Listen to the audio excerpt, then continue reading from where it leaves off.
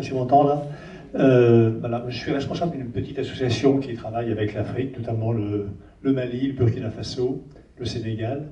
La première chose par laquelle je voudrais témoigner, c'est qu'il y a sur place énormément de personnes qui se dévouent complètement pour leur communauté, qui font preuve d'une abnégation. Ils vivent de façon extrêmement modeste et ils trouvent le temps, parfois l'argent, pour aider leurs concitoyens, des enfants, leur donner des cours gratuitement, etc. Et il y en a beaucoup. C'est la première chose.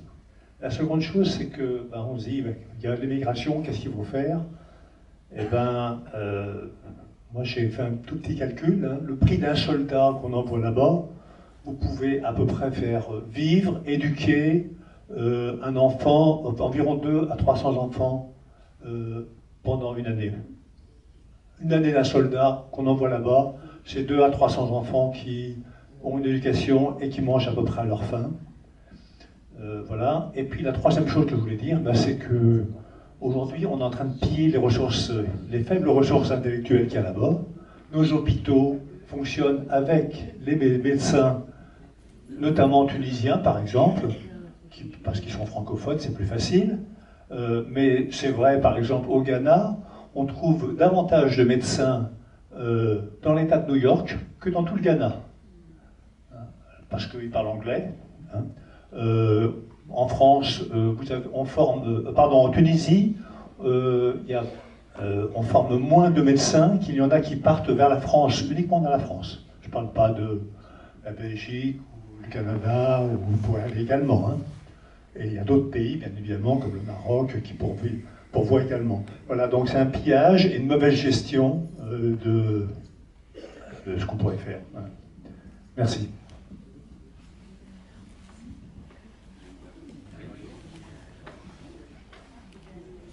Allô? Bien sûr, il faut s'engager, mais moi j'ai été très touchée là parce que vous avez dit que c'est en notre nom que l'Europe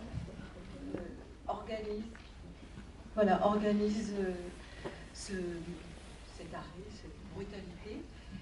Et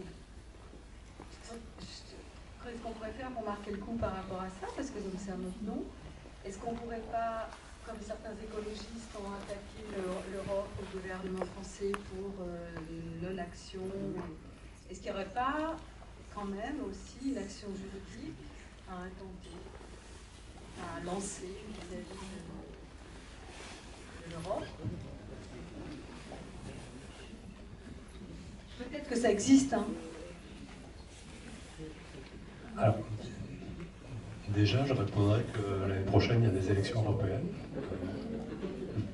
C'est évidemment la première chose. Peut-être qu'il faut interroger nos futurs candidats sur leur position vis-à-vis des migrations. Ensuite, pour ce qui est de SOS Méditerranée, nous, on fait du lobbying au niveau de la Commission européenne. On est présent, on essaye d'avoir des supports auprès des députés. Voilà. Et bon, c'est pas facile. La CIMAD, par exemple, a fait un gros travail sur la loi Asile et Migration auprès des parlementaires français, auprès du gouvernement français. Tu as envie de compléter? Non, ce que je voulais dire, c'est que le plaidoyer auprès des élus est mené, hein, en ce qui concerne la CIMAD en tout cas, mais sans doute vous aussi. Nous avons écrit, pas plus tard qu'hier d'ailleurs, une lettre à l'ensemble des députés du département pour leur demander de se positionner par rapport à la loi Asile et Migration. Après, vous savez bien que les enjeux sont tels dans notre pays aujourd'hui que c'est la politique qui l'emporte. Moi, je voulais juste dire aussi une phrase. Je crois qu'il ne faut plus supporter, et c'est du devoir de chacun d'entre nous finalement, hein, lorsqu'on parle aux gens, il ne faut plus supporter qu'on nous parle de migration illégale, de gens sans papiers, illégaux. Mais ça veut dire quoi? C'est la France qui leur accorde pas les papiers. Il suffirait de donner des visas, de façon à ce qu'ils puissent venir travailler chez nous et repartir chez eux. On les coince chez nous en leur refusant les papiers, parce qu'ils ne peuvent plus repartir. Donc il ne faut jamais laisser passer le mot migration illégale. C'est la France qui fabrique des clandestins, comme l'Allemagne, l'Italie et d'autres. On ne pourra peut-être pas continuer très longtemps, je ne sais pas bien.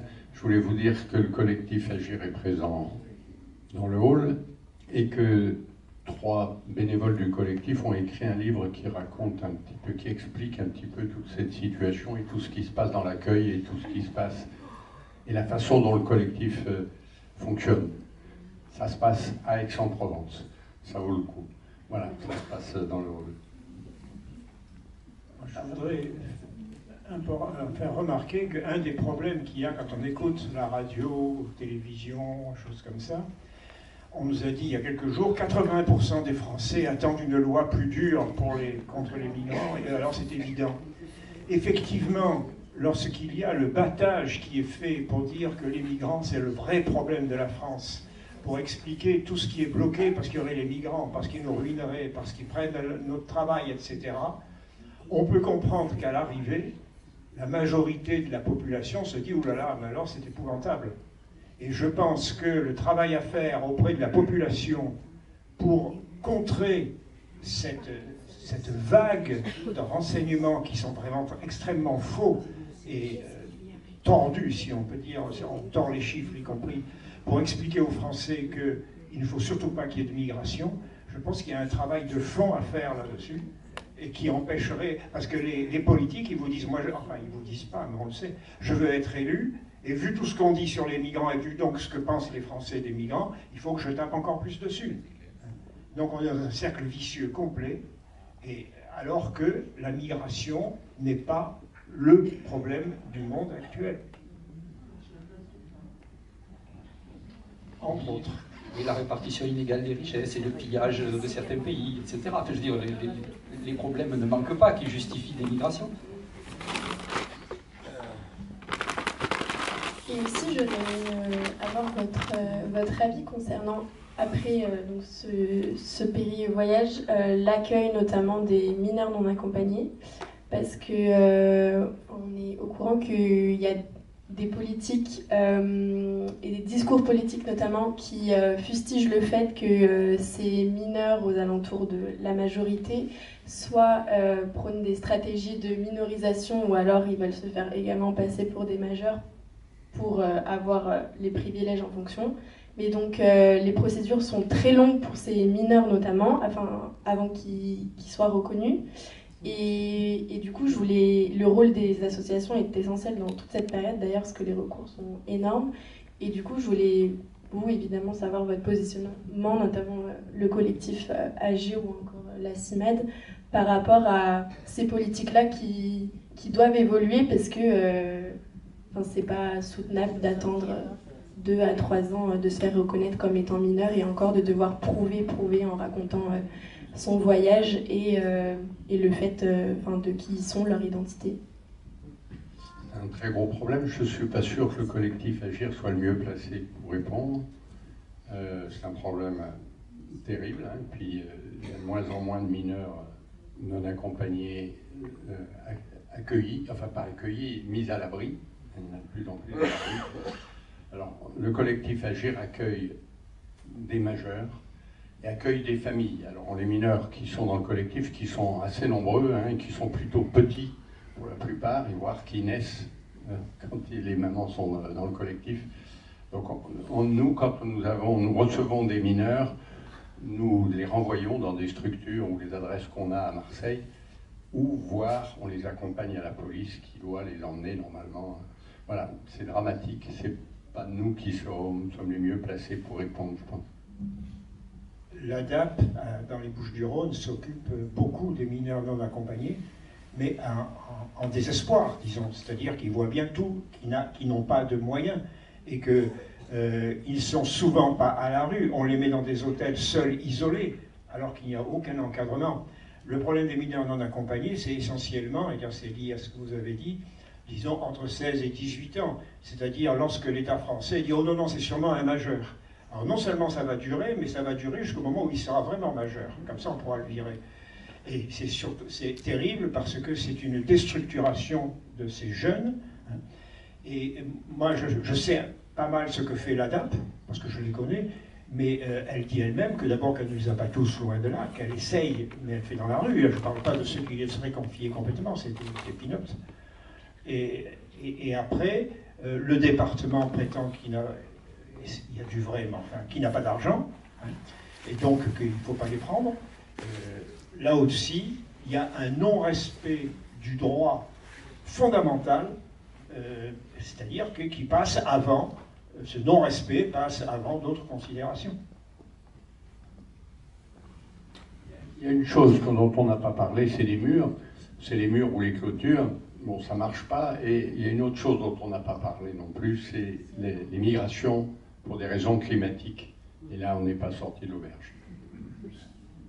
Alors, c'est pas une question, c'est juste pour compléter ce que vous venez de dire. Moi, il s'avère que je suis assistante sociale scolaire, donc dans le cadre de mon travail, j'accompagne des jeunes qui sont mineurs non accompagnés, ça peut arriver. Alors quand ils arrivent avec, souvent c'est parce qu'ils sont accueillis, ils ont été placés, ils ont été reconnus pour cette minorité. Et effectivement, pendant quelques périodes, c'est une vraie mise à l'abri.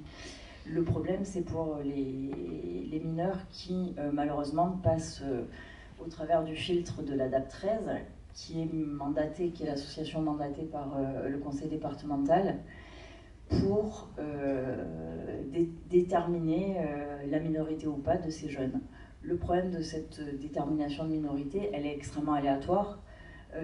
C'est-à-dire qu'elle se fait un peu, j'allais dire, quelque part au délit de faciès, parce que pour prouver sa minorité, quand effectivement vous voyez le périple que les jeunes traversent, effectivement ils n'ont pas une carte d'identité à présenter pour justifier de leur situation au niveau de l'état civil. Donc le temps de pouvoir faire venir les papiers du pays d'origine, c'est-à-dire arriver à faire en sorte que la famille puisse se mobiliser, puisse aller jusqu'à la ville la plus proche pour pouvoir faire des papiers qui souvent, l'état civil dans tous les pays ne sont pas établis de manière aussi claire que chez nous. Nous, ça paraît complètement habituel d'avoir une carte d'identité, c'est pas le cas dans tous les pays du monde. Et bien souvent, par les jeunes gens qui arrivent, malheureusement, voilà, n'ont pas tous la même possibilité de faire valoir ces droits-là. Donc c'est un parcours du combattant qui s'engage, avec une obligation d'avoir de l'argent pour pouvoir financer l'envoi des papiers, pour pouvoir ensuite aller dans les villes ici en France pour faire le passeport, par exemple. Il faut savoir que beaucoup d'ambassades et de consulats ne sont pas sur Marseille, par exemple, ne sont pas à Toulouse, et ça oblige les jeunes à pouvoir se déplacer à Paris, à Lyon, pour aller faire les papiers, ce qui est pour des jeunes gens de 15, 16, 17 ans et 18 ans extrêmement compliqué. Donc voilà, la seule chose dont je peux témoigner, c'est que sur Marseille, effectivement, il y a des associations comme celle à laquelle je suis bénévole, qui s'appelle Ramina, réseau d'accueil de mineurs non accompagnés, par exemple, mais il y a aussi des collectifs 113, etc., qui soutiennent ces jeunes gens qui ont été déboutés de leur, je dis déboutés comme l'asile, qui ont été déboutés de leur minorité, et pour lesquels on essaie de se battre pour qu'ils puissent prouver qu'ils sont mineurs et qu'ils puissent être accueillis correctement dans le cadre de la loi. Parce que en fait, le problème qu'on a par rapport aux mineurs, c'est que la loi, normalement, c'est la protection de l'enfance. C'est-à-dire que jusqu'à 18 ans, ces jeunes, ils doivent être mis à l'abri par le conseil départemental. Et ça, c'est la loi. Et on ne le fait pas. Voilà. Donc, moi, j'ai envie de dire ce que, comme tu disais, Mireille, on a tous un rôle à jouer, on a tous quelque chose à faire. Et soit en s'engageant dans des associations, soit aussi en sollicitant notre entourage. C'est-à-dire qu'on a élu des députés, il y a des députés qui nous représentent, il y a des maires, il y a des mairies, et tous ces gens, il faut les sensibiliser, il faut les obliger. Parce que l'argent qu'on dépense à ne pas accueillir les gens, c'est de l'argent qu'on pourrait mettre pour accueillir les personnes correctement, dignement. Et à partir du moment où une personne est accueillie dignement, et on l'a vu avec les Ukrainiens par exemple, les Ukrainiens, il n'y a pas eu de souci. C'est-à-dire qu'ils ont été obligés de quitter leur pays. Tous les pays se sont mis d'accord pour s'organiser.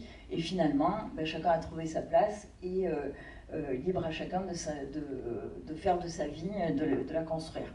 Et je pense que ça, il faudrait qu'on puisse appliquer les mêmes conditions pour toutes les personnes, quelle que soit leur origine dans le monde. Voilà. Et en particulier pour les mineurs. Donc vraiment, n'hésitez pas à vous mobiliser, à faire des courriers à vos députés et à leur dire que l'argent que vous donnez par vos impôts, eh bien, vous avez envie qu'il soit utilisé correctement pour faire de la vie quelque chose de positif et pas une espèce de bateau ivre et de radeau de la Méduse. Voilà. Mais pour les Ukrainiens, il y a eu toute une propagande pour dire que nous voulions les recevoir. D'ailleurs, ils n'ont pas tellement voulu venir en France. Ce qui montre bien, à ce moment-là, la population a été d'accord pour les accueillir, et du coup, les choses ont bien marché. Si on fait la même propagande pour d'autres, ça pourrait peut-être marcher. Mais malheureusement, elle est faite à l'envers pour les autres. Alors, bonsoir à tous. Et moi, c'est Baï Ibrahima. Et en regardant ce film aujourd'hui, ce soir, j'ai eu deux sentiments. Sentiment de tristesse et un sentiment de désolation. Tristesse dans la mesure où ces jeunes mineurs qui arrivent à quitter leur pays pour prendre le désert et traverser la Méditerranée pour venir en Europe. Mais regardez ce qui se passe dans les différents pays de l'Afrique, c'est-à-dire la Libye. Quand je me base sur ces films, je vois les gens en train de vendre les personnes. Mais c'est triste. Imaginez dans ce monde du 21e siècle, quelqu'un vient, trouve une personne et puis tac, tac, on fait la monnaie, on achète. Et l'être humain ne doit pas être vendu. Même une partie de l'être humain ne doit pas être vendue. Donc c'est l'occasion pour moi aussi de dire aux acteurs qui ont eu le courage de faire ce film et à toutes les associations qui aident les gens et de diffuser ce film sur toutes les plateformes, c'est-à-dire au niveau des réseaux sociaux aussi, Facebook, YouTube et autres. Voilà, pour que tout le monde arrive à visionner ces films, surtout les chefs d'État africains. Vous comprenez? Donc, ils n'ont qu'à penser aux peuples africains aussi, ils n'ont qu'à penser aussi à travailler pour l'intérêt de tout un chacun au lieu de penser à travailler pour eux-mêmes et leurs familles. C'est très triste, c'est ce qui pousse les jeunes de prendre la Méditerranée. Et ça ne doit pas être le cas. Voilà. Donc, et quand je regarde aussi, quand j'ai dit un sentiment de désolation, j'interpelle ici les chefs d'État africains. C'est pourquoi je demande ici tout le monde, comme on appelle les associations ou les acteurs qui ont eu le courage de faire ce film, de diviser ce film pour que le film soit vu par tout le monde. Donc ça va aussi travailler dans l'esprit de tout un chacun pour améliorer ou pour lutter contre l'immigration clandestine. C'est normal.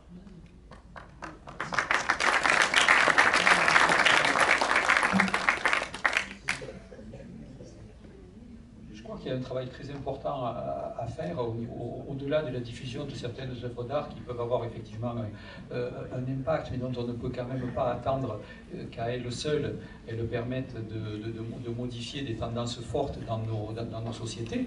Je pense qu'on a une responsabilité, effectivement à titre individuel, alors on a dit tout à l'heure s'engager, dénoncer, autour de nous, à chaque instant, et participer effectivement à des actions collectives qui sont proposées pour s'adresser à nos élus, à notre gouvernement.